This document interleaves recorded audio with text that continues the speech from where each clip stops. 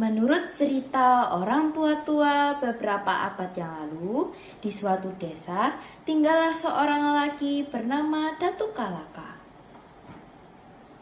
Datu Kalaka sangat disegani dan dihormati oleh warga kampungnya. Ia dijadikan pemimpin. Oleh karena itu, ia diberi gelar Datu oleh masyarakat sekitar. Walau disegani dan dihormati oleh masyarakat sekitar, ia sangat dibenci dan ditakuti oleh Belanda. Aneh, ia sangat menentang Belanda dan juga ia memimpin perlawanan yang banyak memakan korban di pihak Belanda. Anehnya, walau pernah terkepung oleh Belanda, Datu Kalaka pasti bisa meloloskan diri. Tersebar kabar, khususnya di kalangan Belanda, bahwa Datu Kalaka memiliki kesaktian untuk menghilangkan diri. Walaupun orang lain dan orang biasa bisa melihat, tapi kalangan Belanda tidak bisa melihat Datu Kalaka. Hal itu membuat Belanda penasaran. Dengan segala tipu dayanya, Belanda menjanjikan hadiah yang besar untuk siapa saja yang dapat menangkap Datu Kalaka, hidup ataupun mati. Hal itu membuat Datu Kalaka harus berpindah-pindah tempat tinggal. Agar jika Belanda mencarinya ke kampung, Belanda tidak bisa menemukan Datu Kalaka. Namun, Datu Kalaka pasti meluangkan waktu untuk kembali ke kampungnya dan berkumpul bersama keluarganya ataupun warga desanya. Sudah sejak lama Datu Kalaka tidak diganggu dengan Belanda. Belanda sudah lama tidak kembali ke kampungnya. Ia mengelola ladang dan juga kebun. Namun, pada suatu hari, ada warga kampungnya berlari ke arahnya yang sedang bersantai. Datu Kalaka, apa yang harus kita lakukan? Belanda menuju kemari.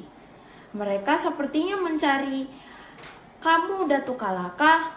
Datu Kalaka sebagai pemimpin dan juga seorang datu tidak mau menunjukkan kekhawatirannya kepada warga desa. Akhirnya, Datu Kalaka memerintahkan warga desanya untuk menyelamatkan diri. Wahai warga desaku, aku akan menghadapi Belanda. Selamatkanlah diri kalian. Akhirnya, warga desa Datu Kalaka menyelamatkan diri. Sekarang, Datu Kalaka hanya memikirkan cara untuk kabur dan bersembunyi. Saat Datu Kalaka ingin ke rumahnya, Datu Kalaka melihat Belanda yang sudah mengepung rumahnya. Akhirnya, Datu Kalaka memikirkan suatu ide, ide yang nekat, walaupun nyawa taruhannya. Tetapi Datu Kalaka juga tidak ingin mati konyol. Ia tidak mau mendekati rumahnya yang sudah dikepung itu. Jika ia mendekati rumahnya itu, mungkin saja ia akan tertangkap. Ia tidak bisa terbayang lagi apa yang akan terjadi kepadanya. Mungkin dia akan ditangkap, dikurung, dibunuh, ataupun disiksa. Datu Kalaka pun memikirkan suatu ide, walaupun nyawa Datu Kalaka taruhannya. Setelah Belanda benar-benar memasuki kampung, Belanda sangat kebingungan melihat situasi kampung Datu Kalaka yang sangat amat sepi. Belanda langsung menghancurkan desa Datu Kalaka. Mereka pun berpencar untuk mencari Datu Kalaka. Setelah beberapa saat, ada pasukan Belanda yang melewati suatu lorong. Di ujung lorong tersebut terdapat suatu ayunan yang terikat kedua batang bambu besar. Belanda lalu mendekati ayunan tersebut. Di dalam ayunan itu terdapat seorang bayi raksasa yang sedang tertidur. Bayi itu terbangun dan menatap mereka serdadu. Setelah bayi itu terbangun dan menatap mereka, bayi itu kembali tertidur pulas. Pasukan Belanda ketakutan melihat bayi besar tersebut. Bayi raksasa itu berbulu, berkumis, dan juga sangat besar. Mereka berpikir, jikalau bayinya saja sebesar itu, apalagi orang tuanya. Akhirnya Belanda kabur karena ketakutan.